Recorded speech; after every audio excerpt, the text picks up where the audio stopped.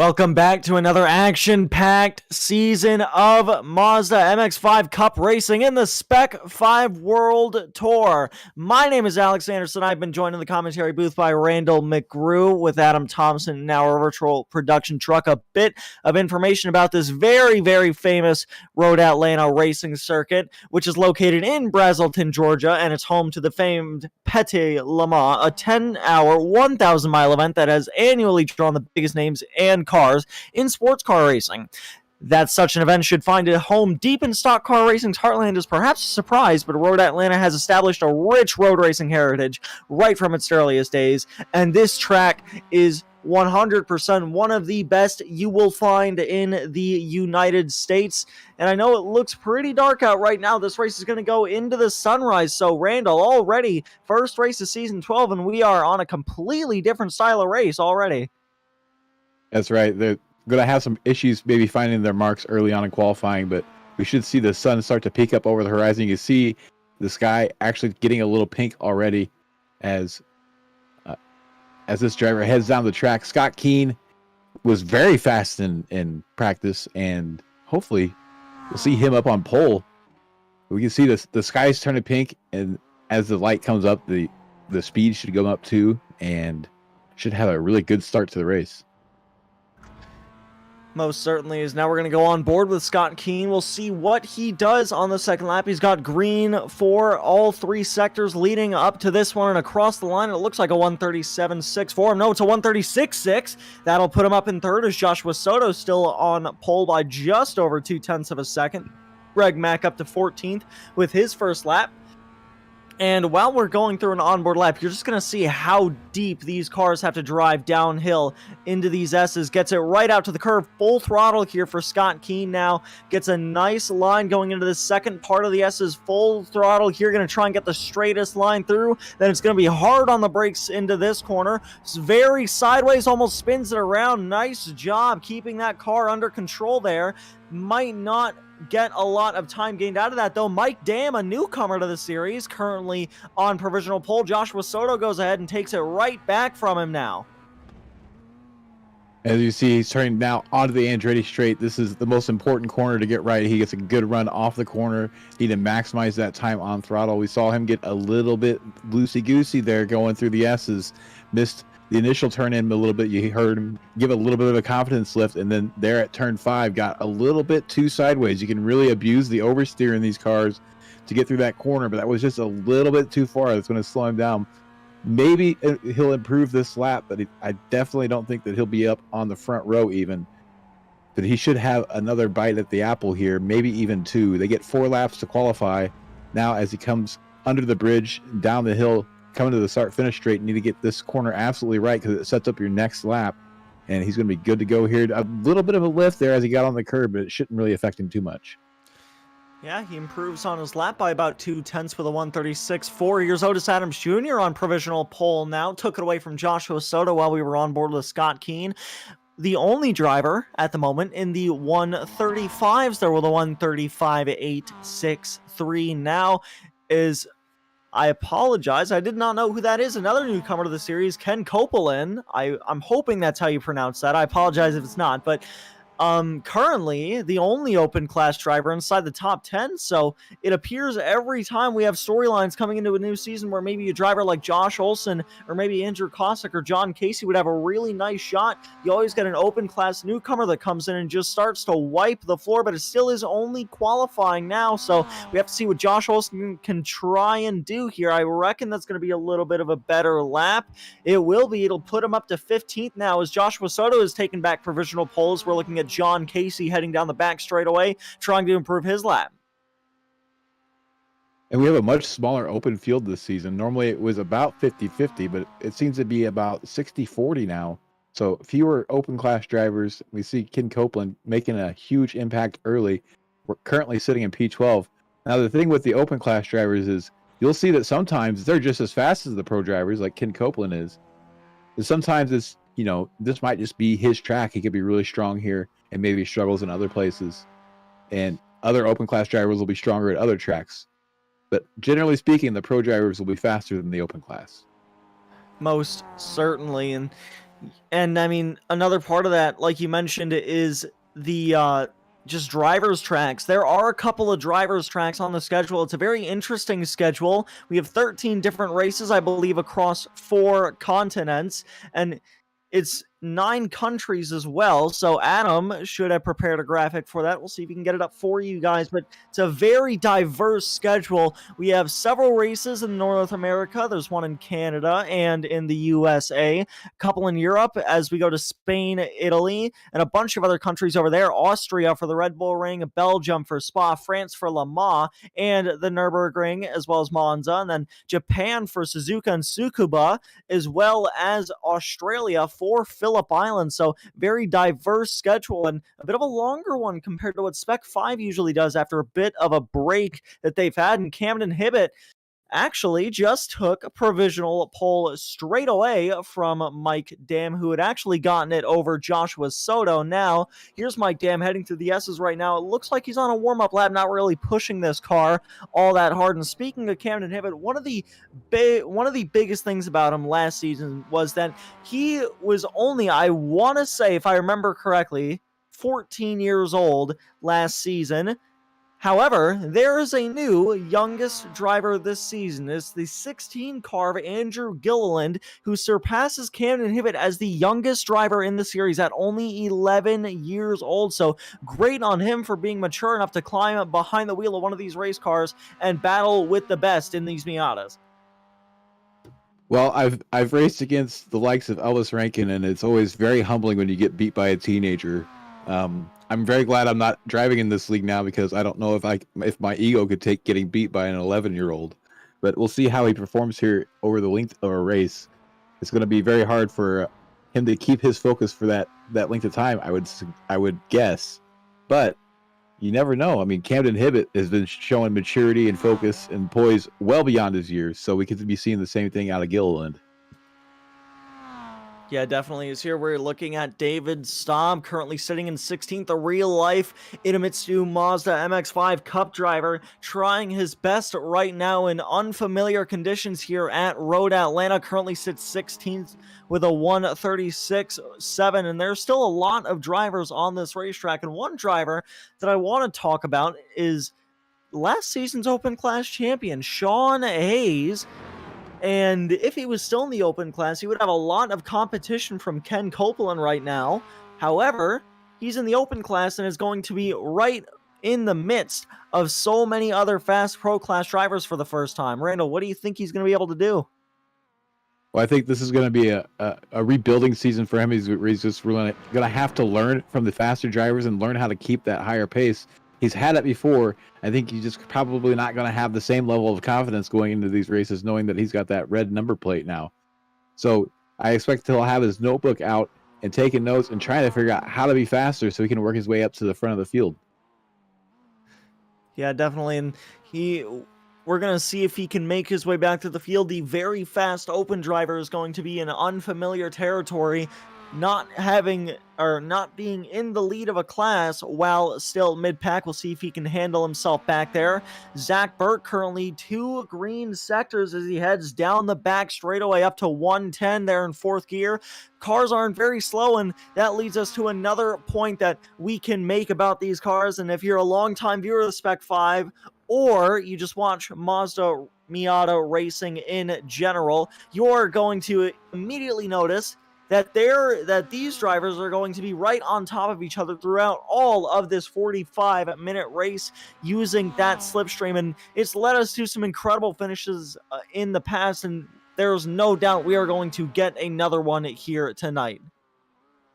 No doubt. And some of these races on track will actually be determined by pit strategy and when you make your pit stop, and if you can get your pit stop done timely and attack the pit entry very well. So keep your eye on some of these newer drivers, as they may get caught out and how to handle the pit situation in this league. We've seen it strike a few new drivers over the past couple seasons, that they quickly learn that this is the first race of the season, so they could be completely caught off guard on the pit stop and get caught hanging. One driver that I don't think will get caught off guard by the pit stops is one Lee Martin, driving the number 149 machine. Former open class champion, not doing so hot in qualifying right now. He has about 40 seconds to complete this lap before iRacing will automatically end it for him. So we'll see if he can maybe improve on his positions, or on his position. A yellow sector 1, green sector 2. He's going to need a nice line down this back straightaway, and he's going to have to hope that he got a good exit out of that hairpin on the far end of this racetrack. And it's a really weird hairpin. I don't even know if I want to call it a hairpin. It's 2 consecutive 90-degree corners, and it can be very tricky to get right. It's very easy to make moves there going into the first part, but then the second part of that corner can catch a lot of drivers off guard. Lee Martin with a yellow sector 3 now as he's going to head over the hill. He might be able to finish this lap. I'm not sure if he will. 15 minutes on the clock as now he heads towards the line. He's not going to be able to finish that lap. Just barely got into the last corner. Here's your starting grid for tonight. Cameron Hibbett on pole with Mike Dam, a newcomer, in second. Joshua Soto, no surprise to see him up there in third, as well as Otis Adams Jr. alongside in fourth. Scott Keane there in fifth. Mitchell Peak in sixth. Nicky Borovic in seventh. Ray Lombardi still looking for his first pro class win there in eighth. Simon Foweather there in ninth. Rui Coimbra in 10th. Still trying to recover after not really having the best season 11, Randall. It wasn't really too strong for him. They're definitely looking forward to making it up in season 12. And now we'll go back to P13 Ken Copeland, P14 Michael Coates, P15 Jordy Fike, P16 David Stab, P17 Brian Zabelski, and 18th Alexander Surley, and 19th Zach Burke. Josh Olson starting in 20th position's got a lot of ground to make up to Ken to get back to that open lead. Eugenio Pulici in 21st. Lee Martin hoping to make this a good race, look much better than qualifying, in 22nd. Andrew Kosick in 23rd. Greg Mack in 24th place. Ken Staub in 25th. Andrew Gilliland, the 11-year-old newcomer, is going to start P26. P27, John Casey. P28, John Allen did not set a time, I believe. And he's a very strong driver, so we'll be looking to see him drive his way through the field. P29, Gareth Brocklesby. P30, Patrick Previnus. Yeah, so it's a very interesting starting grid. A lot of new drivers and a lot of familiar faces taking to the grid for the first time tonight. And there's a lot of things to go over this season. And one of them that I want to talk about, I know you mentioned all the different tracks that are on the schedule, but there are so many different types of tracks currently on this schedule. You have Le Mans, arguably the most famous racetrack in the world, a fog race at the Red Bull Ring, and 6 laps at the Nürburgring Nordschleife, as well as Tsukuba. And normally you would think, well, that's a base iRacing track. It shouldn't be too bad for these cars, but we're not running the 2000 layout this season. We are running the 1000 full layout, and that is a separate track just next to the main Tsukuba circuit, and they aren't going to be using the outer layout. They're going to be actively going into the infield of that track. It's very twisty, very tight, very difficult to get correct. And the season is also ending with a 90-minute endurance race at Sebring, and that, I believe, is a first. I don't think we've ever had an hour-and-a-half long race in the Spec-5 World Tour, so a lot of new tracks and a lot of new twists and turns coming to this series this season. We got a glimpse there of Sean Hayes looking like the blue meanie with that profile picture. The blue meanie's going to strike again here, trying to make his way up now with a red number plate. And you'll also notice on the timing tower that some of these drivers have different colored numbers. You have bronze, silver, and gold colored numbers, and those are all people that have chipped in extra money to donate to the league. So big shout out to those drivers for helping make this league happen. And you'll also notice that you'll see one number is in red and one number is in blue. The blue number is currently Sean Hayes. He's obviously not in the open class anymore, but those are your class leaders for points. So next race, whoever wins the open class will have the blue number, and whoever is leading the pro class will have the red number. Very good analysis there. And like you mentioned, I mean, I didn't really expect there to be as little open class drivers as there is, but a little bit of a race analysis for you as these drivers currently, I believe, heading, I want to say, down the back straightaways, so we'll get this through quickly. 45-minute race here from Road Atlanta. It should be about 28 laps. These drivers do have a faster pair and unlimited unlimited tire sets. Apologies. Every 20 incident points, they have a drive-through penalty. They have a forced pit stop due to a reduced max fuel limit. The pit window should be lap 9 to 19.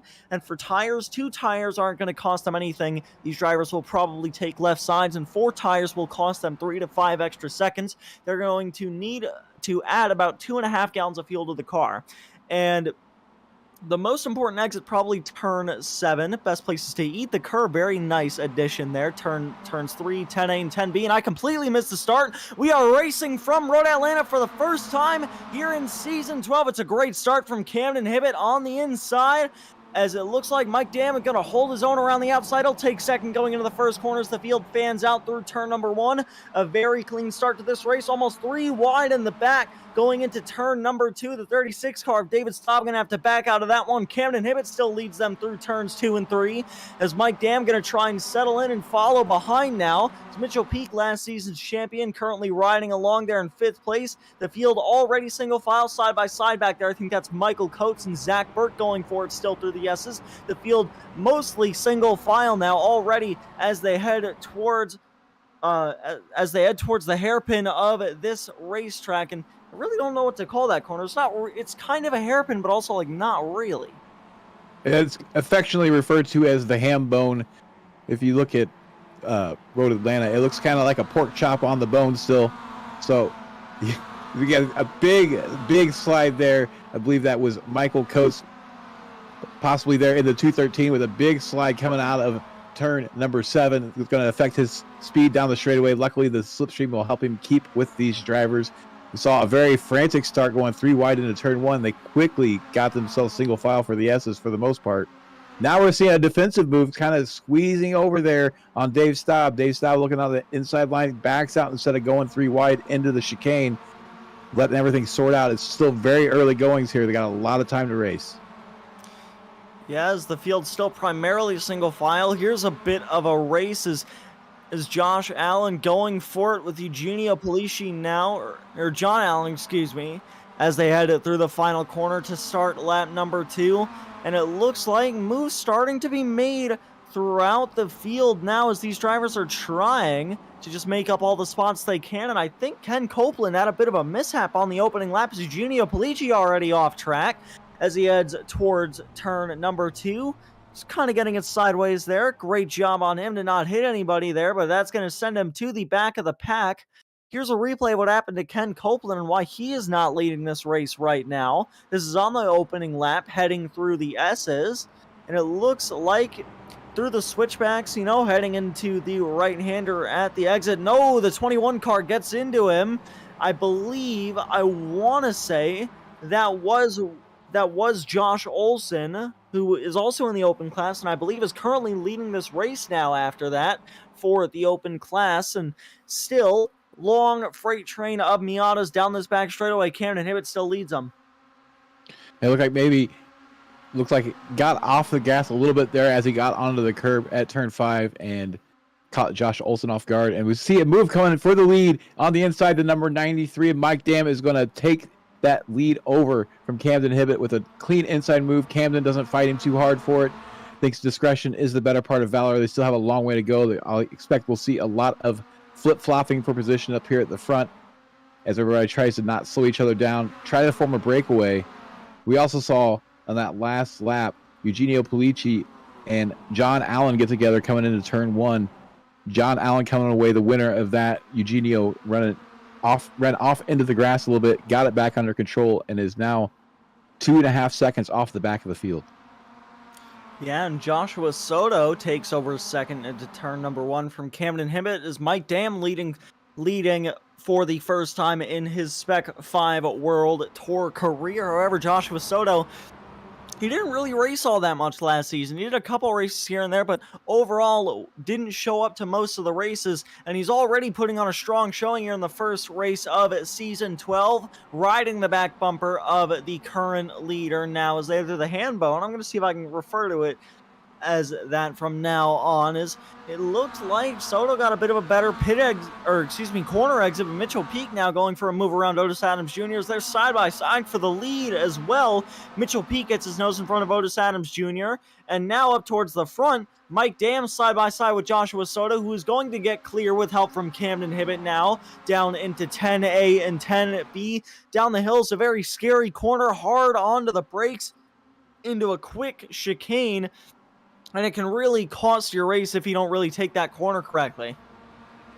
There's a lot of ways to lose time in that chicane, and we see them get through there very quick. These drivers, of course, very skilled and know exactly how to get through there, even if they come in off line. And we see the number 13 car here, Zach Burke, is having some issues. Was back in P22 at one point, and now finds himself with a bit of damage and off in the grass. We'll see if we can see exactly what happened there. As we're going to see, he's making an inside move coming down towards the chicane there on the 31 car.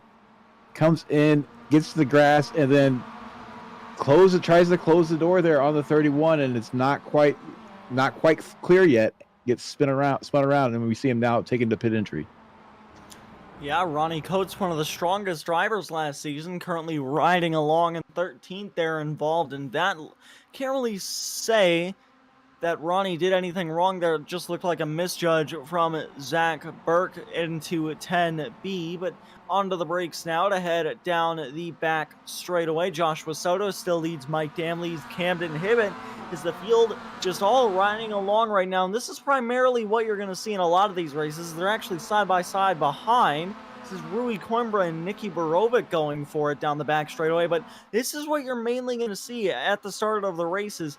At the start of pretty much all the races this season, you're going to see drivers being very cautious, not really making any moves that would pretty much put them in any sort of danger.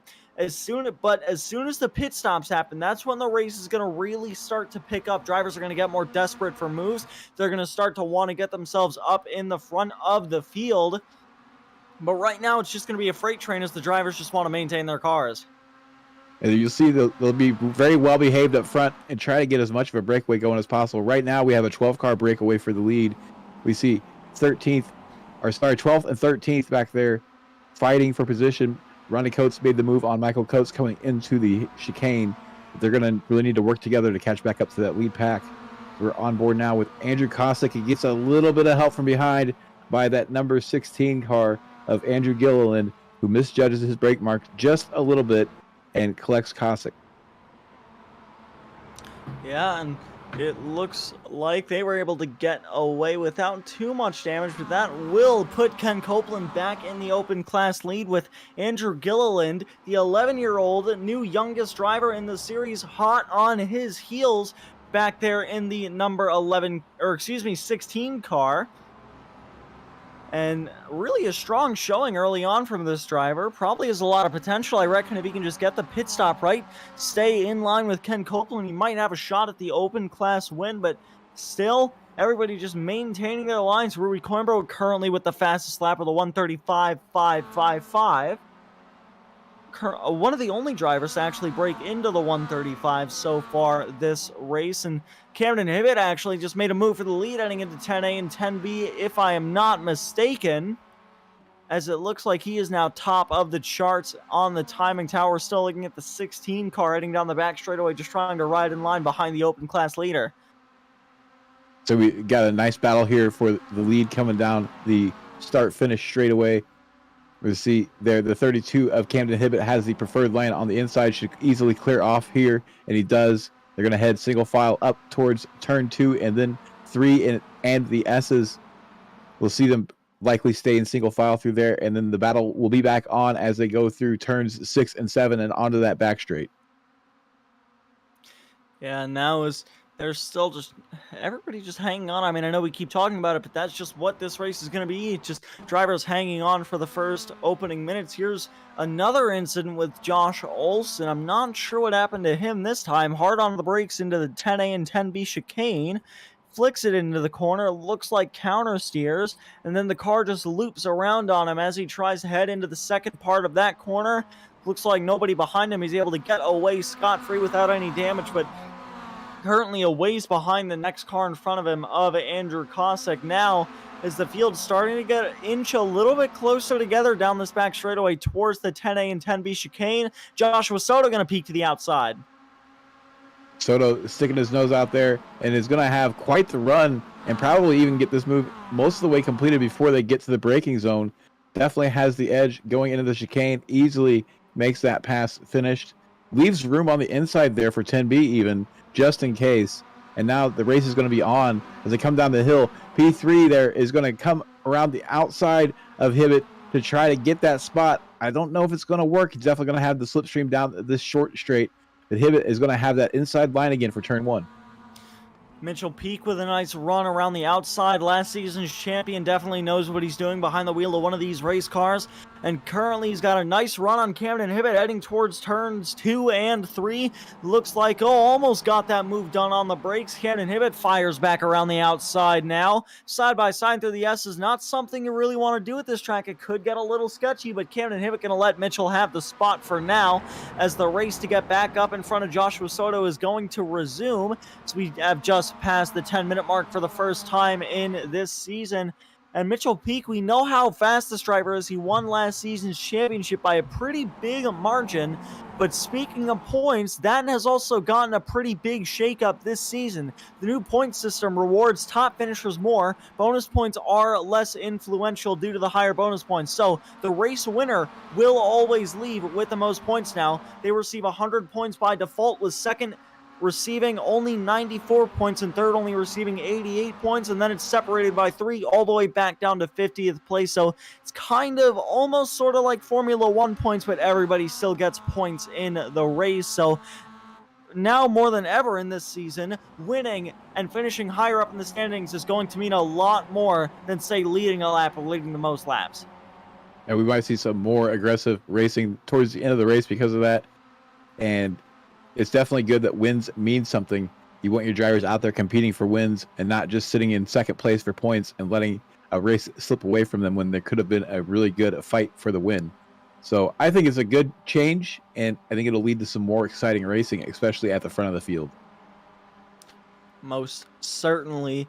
As far as changes for the league this season go, I mean, there are a lot of new drivers that are joining the series this season, and there's a lot of drivers to watch. We'll see if we can go through them here. Mitchell Peak, last season's champion. Camden Hibbett, Ronnie Coates, Nicky Borovic, Mike Dam, one of the new drivers, Robert Hartley, and Zach Burke. You're also gonna want to look out for Andrew Kosick and Josh Olson in the Open Class. It could finally be their first shot at a title this season, as all of the drivers to watch currently pretty much riding around in the top 10. Is now we got a new segment coming up here on Slow Motion Broadcasting. We're going to give you guys the back marker salute from Road Atlanta. Currently heading to Patrick Prevenice, currently sitting in the pits, Gareth Brocklesby and Zach Burke doing the same thing.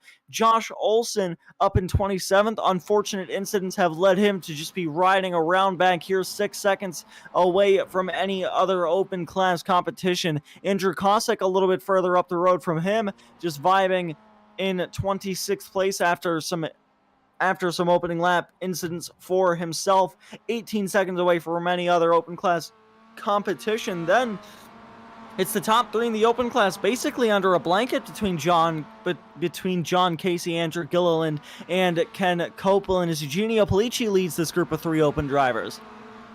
Ken Copeland started much further up the field and has struggled in this race. And now finds himself fighting Gilliland and Casey. Eugenio Polici had that incident there on lap 2 with John Allen, as John Allen was starting to make his way through the field. Ken Staub, we haven't seen much of him yet. He's had a pretty quiet race, sitting back here in 21st, just trying to click off some good laps and trying to find some pace. Brian Zabelski in the 85 entry up in P20. Again, we haven't seen very much of him. We saw him going too wide a couple times on the opening laps there with a couple other cars, and ahead of him, Greg Mack always like very quiet, cool Greg Mack. You never really get to see him very much until suddenly he's making moves towards the end of the race. So we'll expect to see him making some spots up as we go on. Lee Martin, who didn't have the best qualifying, is now in P18. Always seems to put it together pretty well in the race. Last season's open class champion, now sitting in 18th.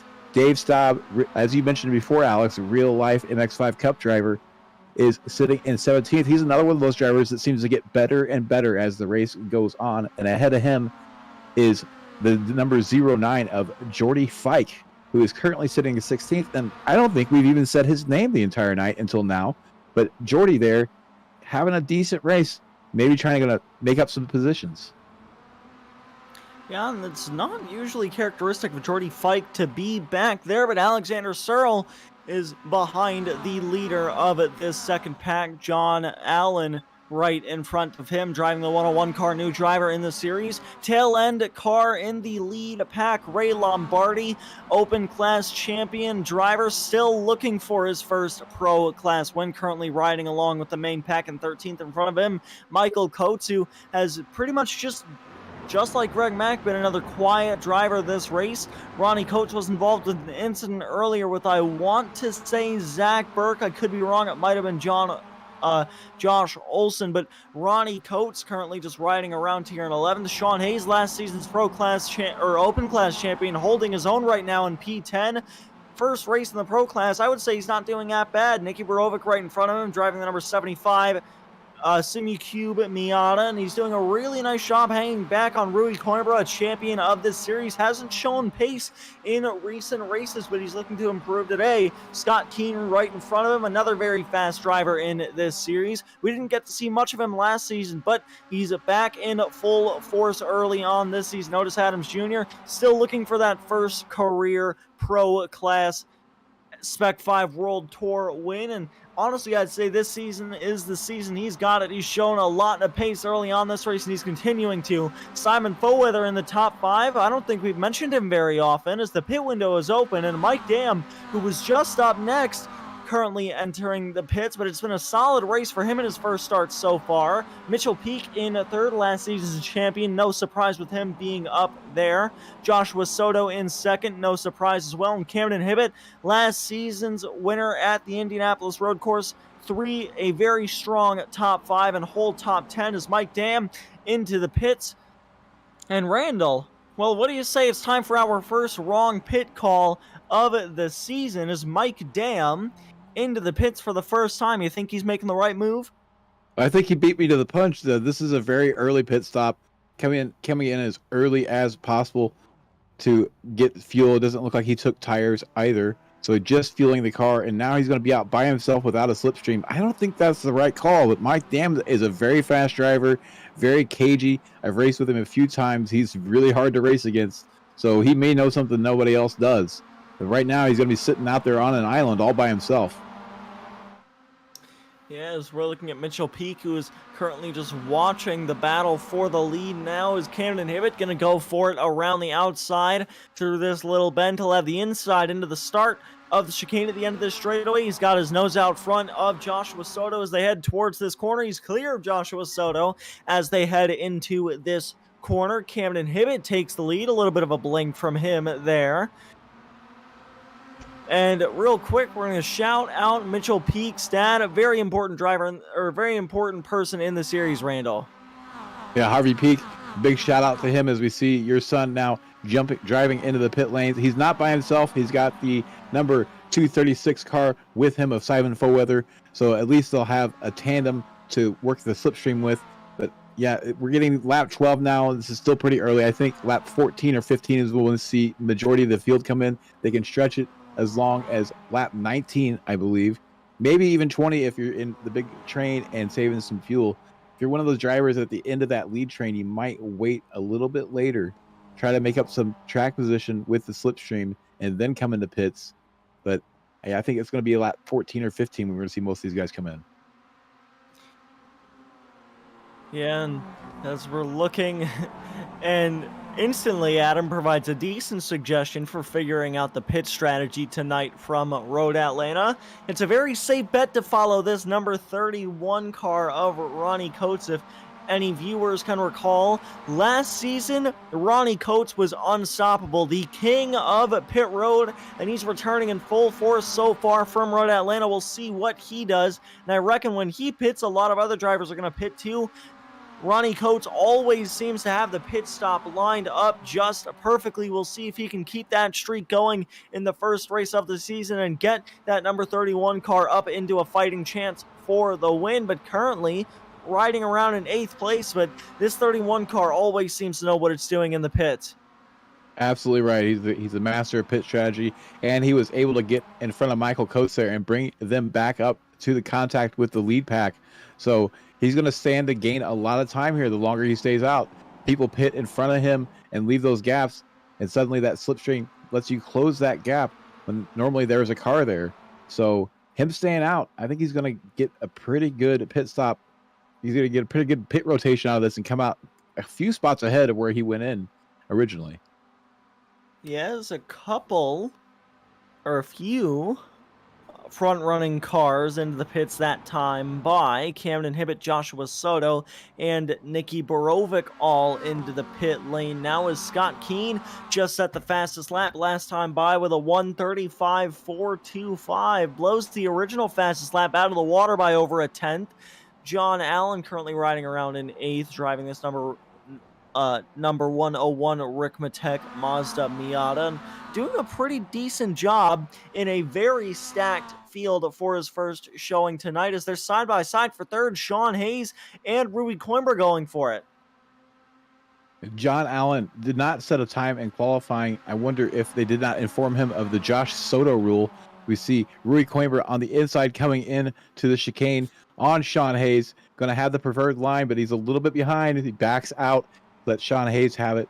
Maybe thinking about dipping into the pits. Doesn't want to be side by side coming over the crest of the hill. We'll keep an eye on it here. No, they both stay out. A couple cars ahead of them dive into the pits, though. Yeah, Scott Keane and Otis Adams Jr. into the pit lane now, as Scott Keane might have realized he set such a great lap last time by. Probably might want to take advantage of that and pit that time by. Use that speed for some forward momentum in the field once the pits cycled through. Is Ronnie Coates following Rui Coimbra and Sean Hayes, and honestly, this is probably the furthest Rui's been up the field in quite a few races last season. I know we mentioned it a bit, but last season he just didn't have any really good showings at all. It wasn't typical Rui Coimbra dominance, and part of that was probably because of the massive overhaul to these cars that we received from the iRacing simulator. But you don't normally see Rui Coimbra not in contention for a win. When that last build came out, it really caught a lot of drivers off guard, and we got to see some new names at the top of the leaderboard, as it was really beneficial to some drivers. Particularly, I want to say the likes of Otis Adams Jr., who seemed to really pick it up when the new build came out. And you're right, we haven't seen Rui up front for a while, and as he's starting to get his arms around this thing, I think we'll see him getting faster and faster. Right now, not having the greatest lap, he drops off a little bit through this lap, as we see Ronnie Coates making the move on Sean Hayes. Sean Hayes getting it a little wrong there, running a little deep and causing everybody to jam up behind him. We'll see some people dip into the pits. Ronnie Coates going to stay out. An interesting call. Normally, whenever you see somebody get to the front of this lead pack is when they come into pit, and he's staying out there. And Sean Hayes and Michael Coates are fighting back there, letting him slip away. So these guys are going to need to pit very soon, within the next 3 to 4 laps. So we should see them coming in anytime. Yeah, currently it looks like all the drivers from Alexander Searle on forward, from Ken Copeland on forward have yet to pit. So the top 8 looks like have not come into the pits, that being Ronnie Coates, Sean Hayes, Michael Coates, Ray Lombardi, John Allen.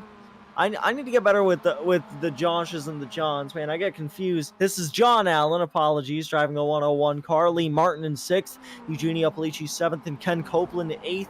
Those drivers have yet to come into the pits so far. As we're looking at John Allen, and FYI, like said, Alex, Randall, we are not in doing football right now. This is a Miata race. There are no hash marks and no yardage markers at Road Atlanta. first race of season 12, and we already forgot to unplug Adam's microphone. But And we're really gonna have to lock the door on that trailer. Yeah, I appreciate the little detail there, though. I wouldn't have thought about that, but I'm going with John Allen, probably not told about the Joshua Soto rule, like you mentioned, Randall. For anybody that doesn't know what we are referring to when we talk about that, it was a rule implemented into the series after Joshua Soto kept starting from the rear of the field in, I believe, season 10, and just kept driving his way through the field. The admins got tired of it, so they put in place the Joshua Soto rule, stating that if you are on pace, or pretty much just in general, you have to set a qualifying time if you are able to. And maybe the fast driver behind the wheel of the 101 car was not informed of this, but Ronnie Coates, Sean Hayes, and Michael Coates into the pits this time by, and now we're going to see if Ronnie Coates' pitch strategy expertise is going to prove itself once again. Here's the 93 car. Mike Dam heading down the front straightaway right now. As now out of the pits comes Ronnie Coates, and it looks like Ronnie is not going to be in the fight for the lead pack. He'll still be up there, probably inside the top 5, but he isn't going to be very close to the leaders, as Mike Dam currently leads, Mitchell Peak currently leads, Simon Foweather provisionally, Cameron Hibbett goes around him, as does Joshua Soto, and there goes Scott Keane as well. So Ronnie Coates, for once, doesn't really hit the nail on the head with the pit strategy. He came out in 12th position. That's about where he went in. If he would have been really aggressive there on his pit exit, he may have been able to keep 9th or 10th. Probably not able to keep 9th away from Josh Soto, but 10th could have been in the cards if he had stayed there.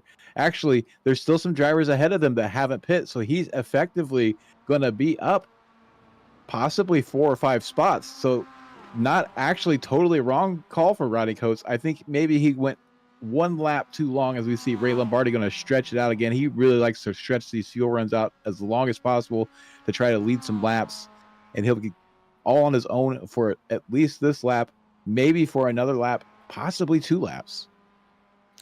Yeah, and the pit cycle should end at about lap 19, so Ray Lombardi going to have to come into the pits probably either this lap or next lap, and I don't really know if it's doing him any good staying out this long, as he's not, or as running without the draft, he's going to have to set some really fast laps here if he wants to have a shot to keep up with the field, because Scott Keane just set the fastest lap of the race with a 1:34.8, currently the only driver to be in the 1:34s for their fastest lap. So Scott Keane with this main pack, it's showing how fast that these drivers are when they all get up in a group, and currently not a part of that picture is Ray Lombardi, currently running 1:36s by himself right now, just not being able to set times on par with what the leaders are doing.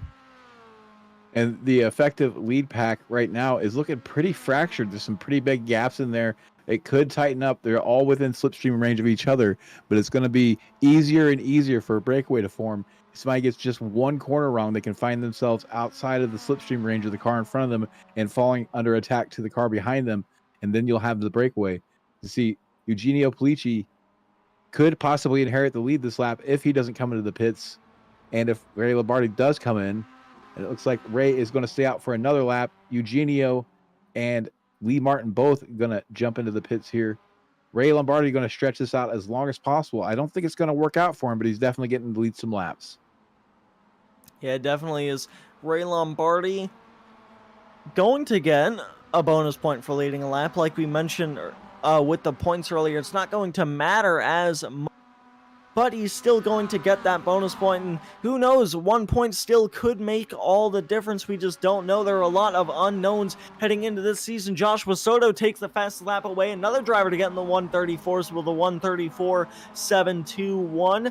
Beats the fastest lap by just about 0.08 of a second from Scott Keane. So currently a 4-car provisional lead pack, as the rest of the field behind them still trying to catch up, as the next car behind Cameron Hibbett about 1.3 second back. Currently running with Scott Keane and Ronnie Coates a little bit further behind. And I mean, I would say the front pack currently in this group of cars a lot more organized than the packs back here, and that's probably going to help them.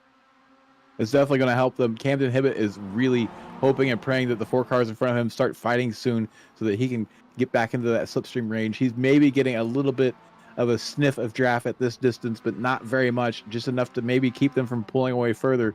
He's going to need to be fast in the slow sections of the track. We see Ray Lombardi finally coming into the pit lane now, going to relinquish that lead and hand it over to Mitchell Peak, who is on his way down the straightaway now. So unless there's a fight for the lead going into the chicane, Mitchell Peak will take over the lead of this race. Well, I don't know. With how far ahead Ray Lombardi is, not going to have to take very much fuel. He might be able to get away with a pretty decent spot when he gets out of the pits. Mitchell Peak heading down the hill right now. He's got Joshua Soto and Simon Foweather in front of him at this time. Up on the jacks goes... Oh, excuse me, I completely forgot who we are currently looking at. Ray Lombardi, thank you, Adam.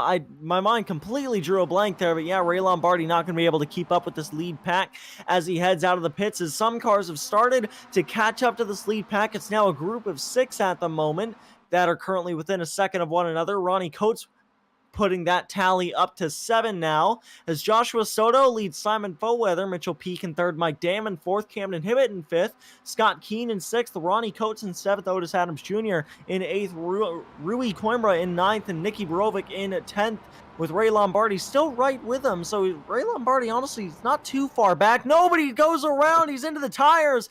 The tires are going to grab him and destroy that race car, and it looks like probably going to have a broken left front tires. That's going to take Ray Lombardi straight out of this race before it basically is even started. We saw him come out of the pit lane. We saw him in pit lane taking tires. He took those left side tires, and there he's on that curb too much, bouncing, really leaning on those right side tires. Not going to get any grip out of those left sides, bouncing like that, and it just oversteers on him coming off the exit and sends him right into the tire barrier.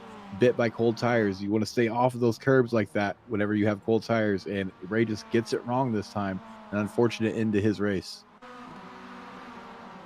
Yeah, it just looks like slight mistake, easy mistake to make in these cars now with how they react ever since iRacing has updated them. Very a lot more unpredictable, very loose, and it looks like Simon Foweather still leads Joshua Soto currently, as Mike Dam fallen back just a tad, but he has gotten around Camden Hibbett.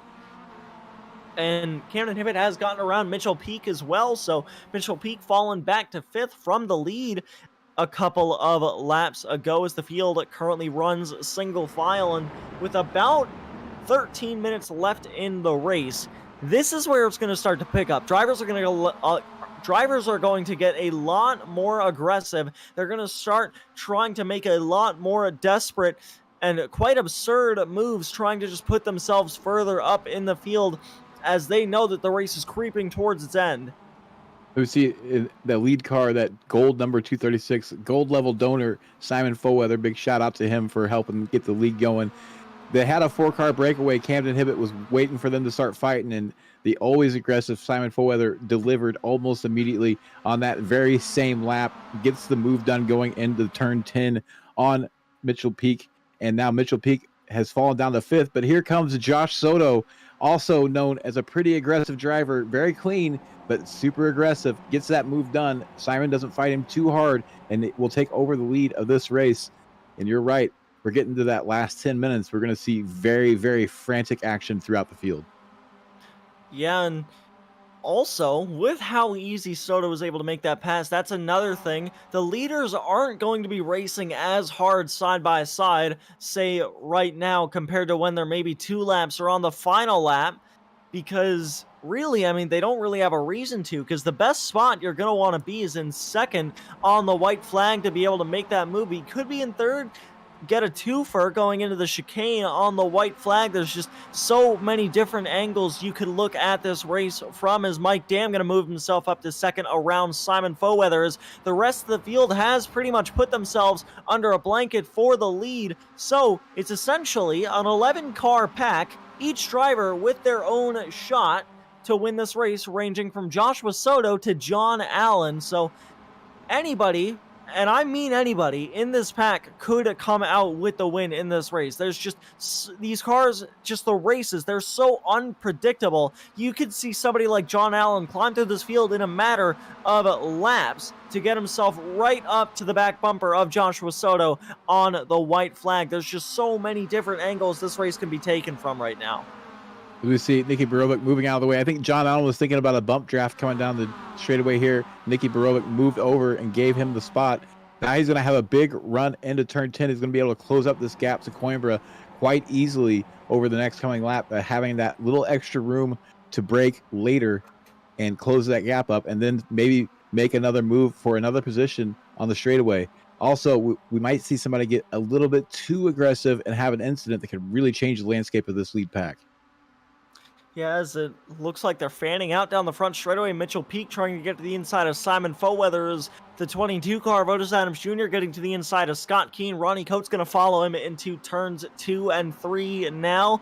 Ronnie Coates trying to keep even with them through that corner. They're starting to lose time to the cars in front. They got to stop racing and start focusing forward. That's what they're going to do.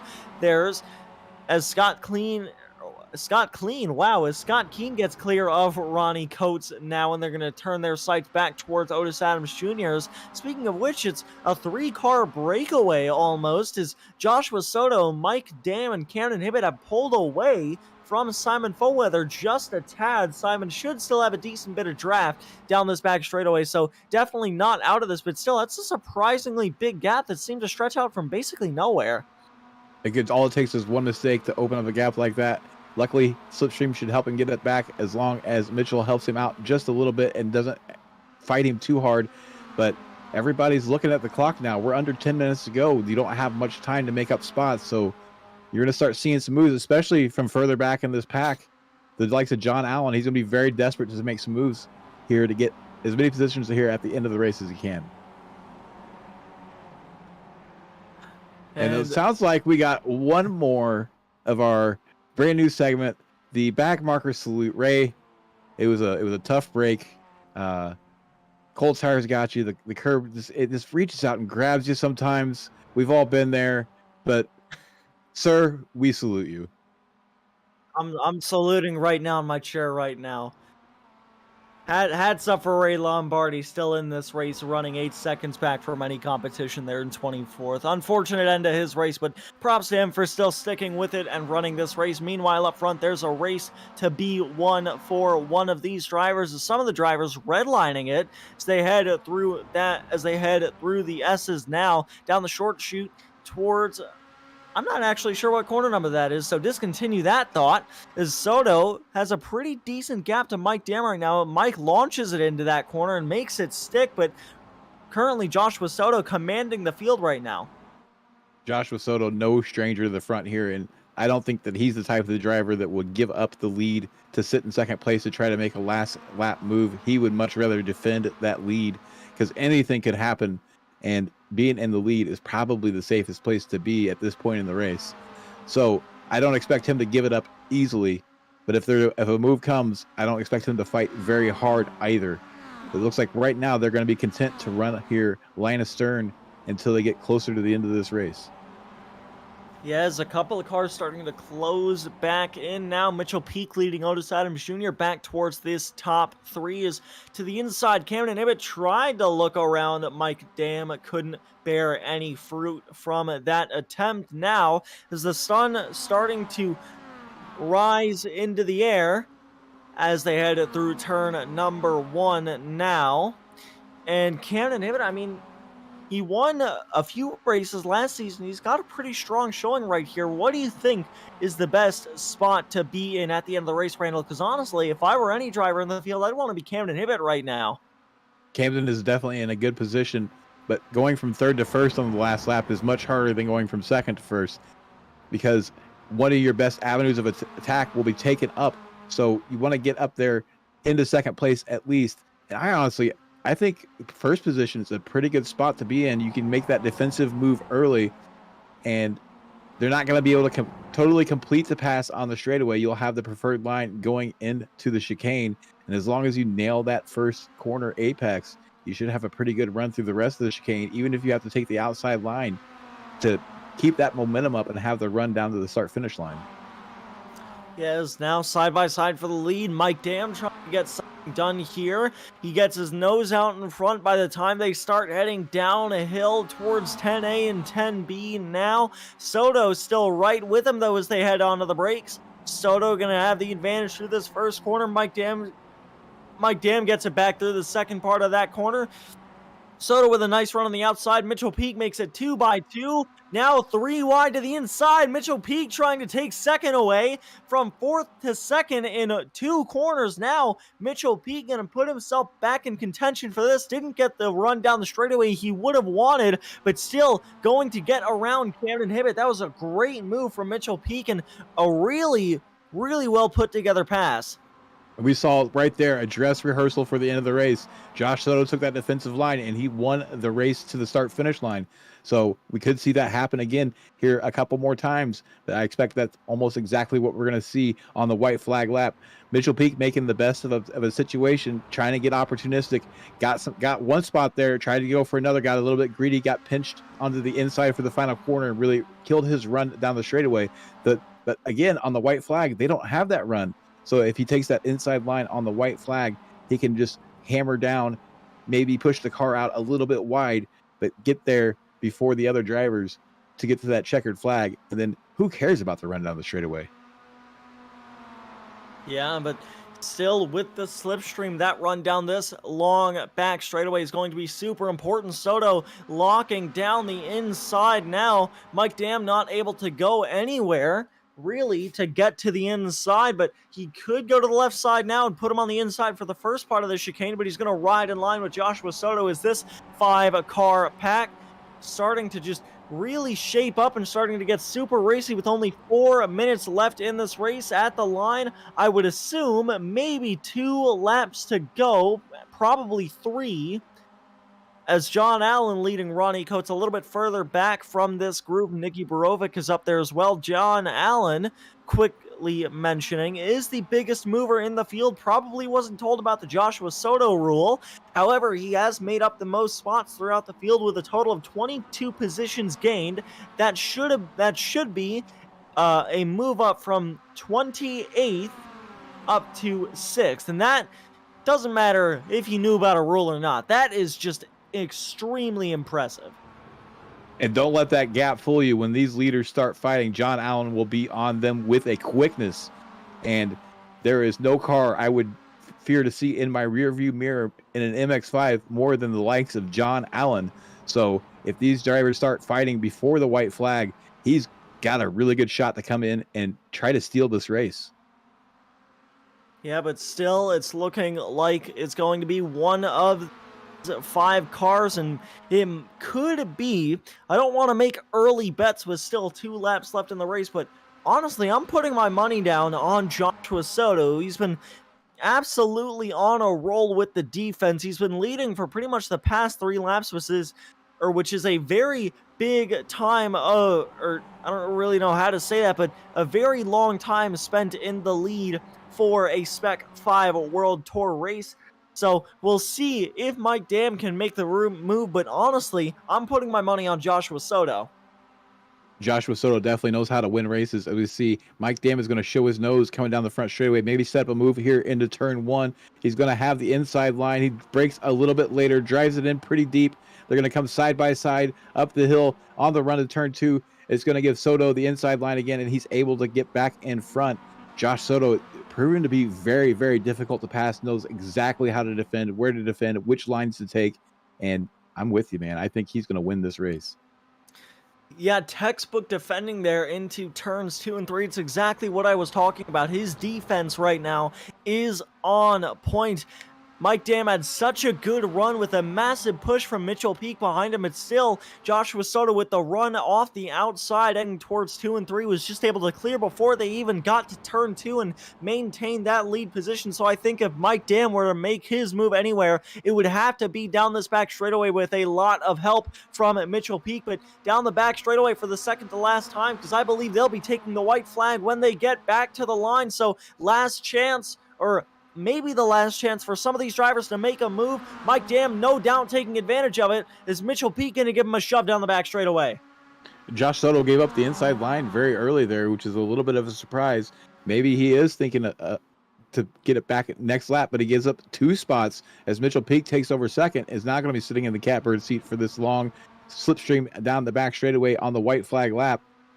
This is going to get interesting. We're going to see a 3 wide entry into turn 10. I would put money on it.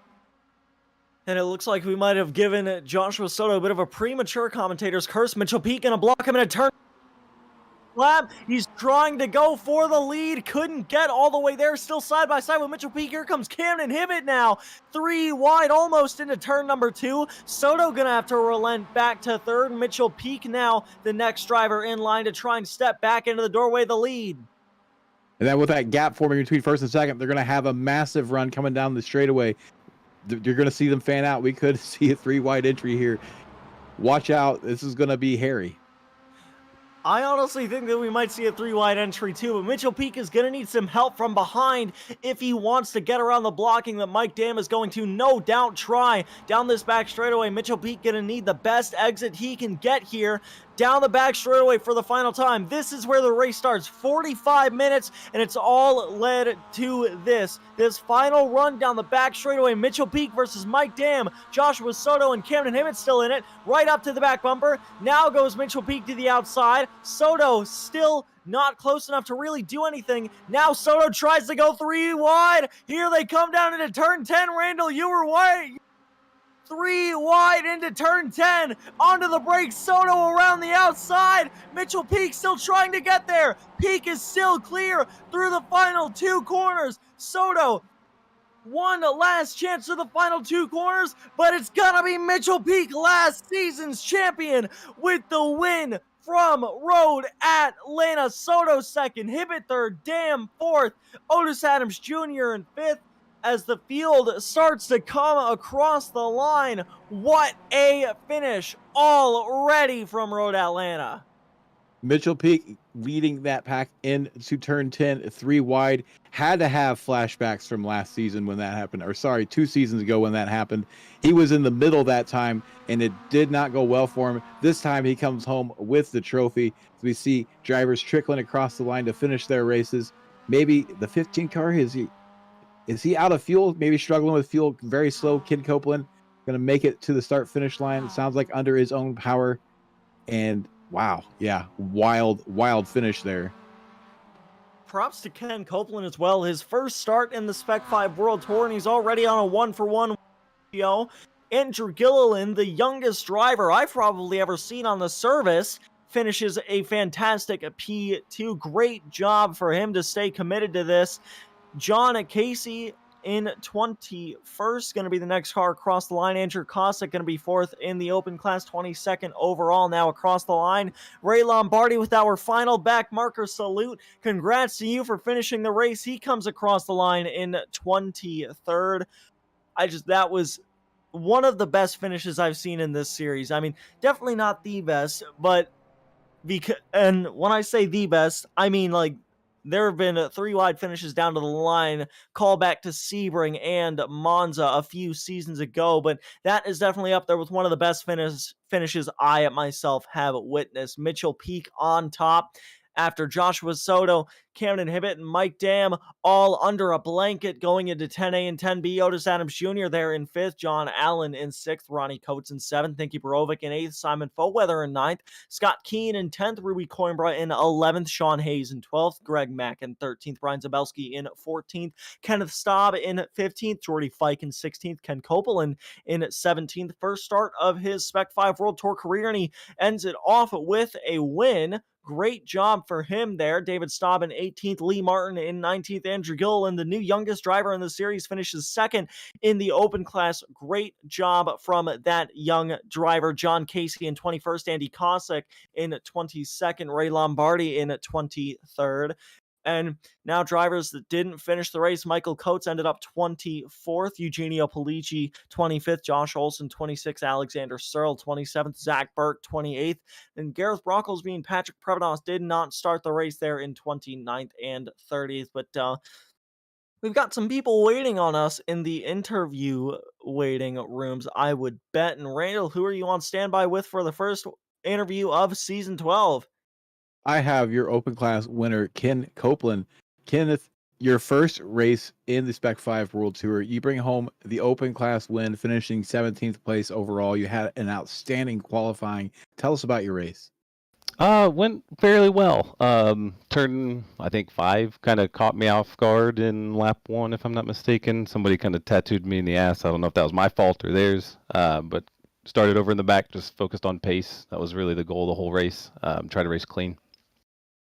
So your first race, your first experience with these guys in the Spec-5 World Tour, what did you think about the level of competition around you? It's really, really good, especially practicing with these guys for a few nights now. The pace is very clearly there, and it's extremely challenging to try and keep up with them, but that's half the fun. Coming into this race, I found more pace than I thought I had. Couldn't quite clear 135s, but throughout the race, I could tell I was getting closer and closer, so I know with a little bit of practice, I can be at their level. So is Road Atlanta one of your favorite tracks, or is it one you kind of shy away from?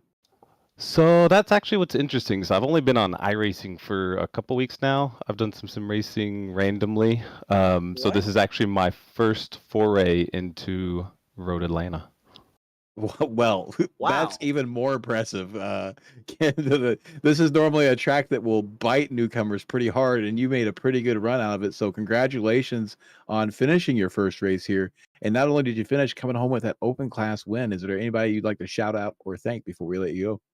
Yeah. First off, I'll thank you guys. Y'all are awesome. So thank you so much for broadcasting on this. And then I sent the link out to a few different people. So if y'all are watching, thank you. If you're not, no worries.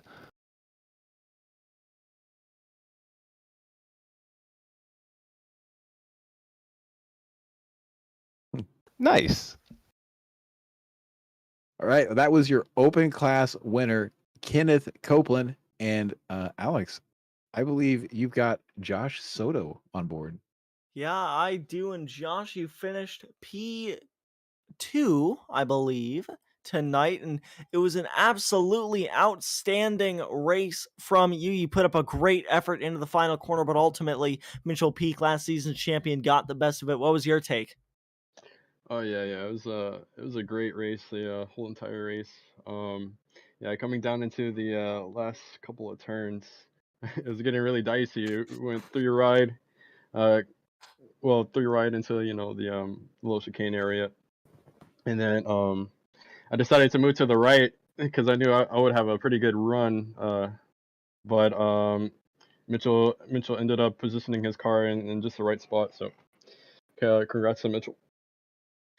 Yeah, and speaking about dicey, those last couple of laps you were right in the thick of it, and especially with that 3 wide move on the last lap, how tricky was it around here? Especially because, if I'm not mistaken, in my time covering this series at least, that is the first time we have ever had a sunrise race, at least a night into day race.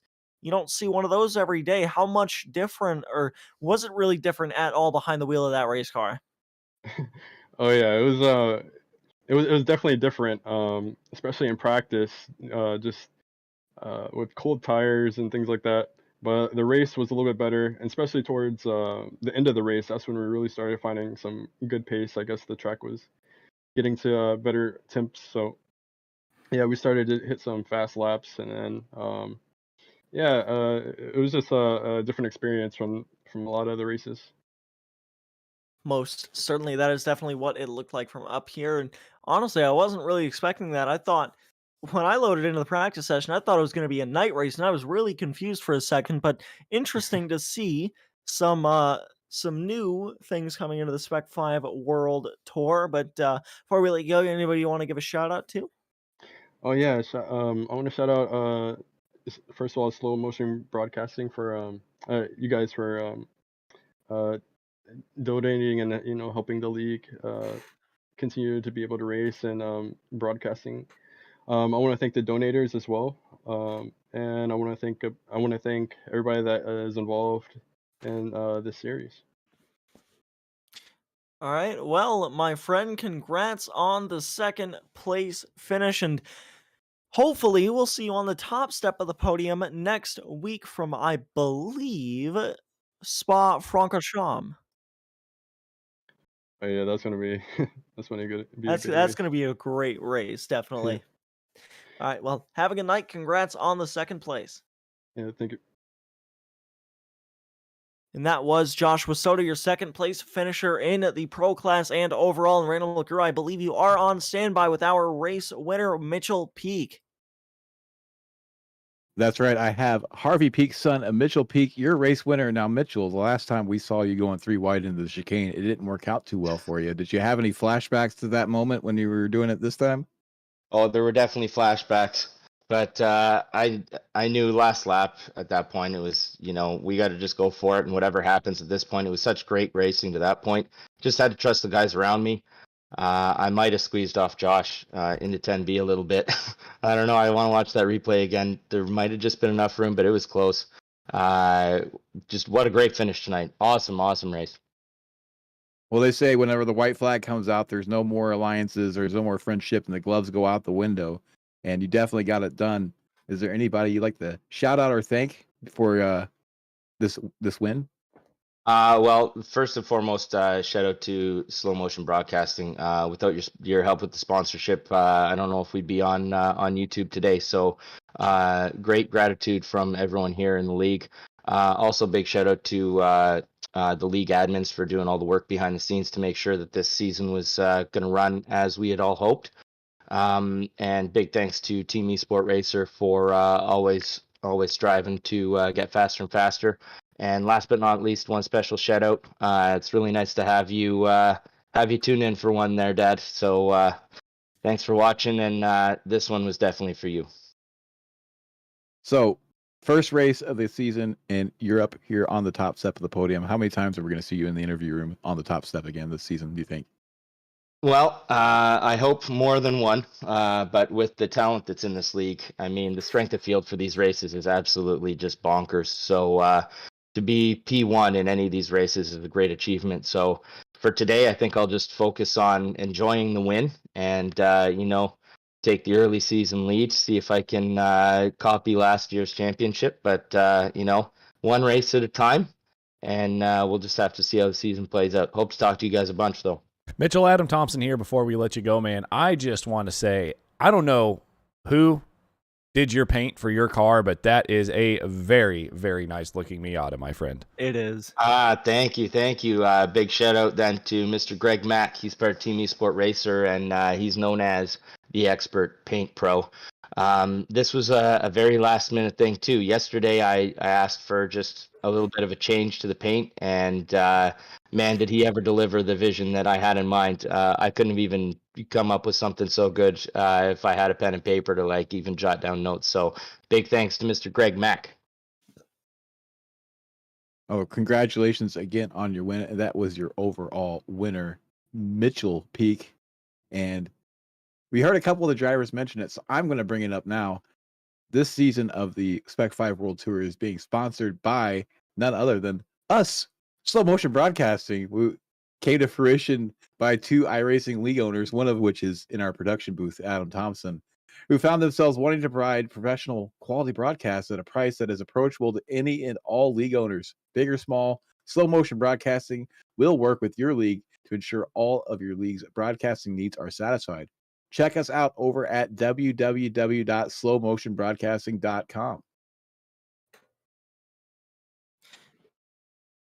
And I was going to say big shout out to Slow Motion Broadcasting, but I'm an employee, so I don't really know how that would work. But Adam, thank you for getting us on board with the Spec-5 World Tour. It's such an amazing, amazing series to cover.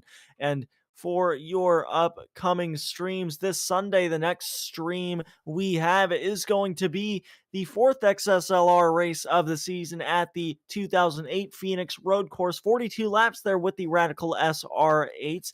That's going to be a very interesting race. I'm looking forward to that one. It's a very awkward road course, the Phoenix Road Course one is.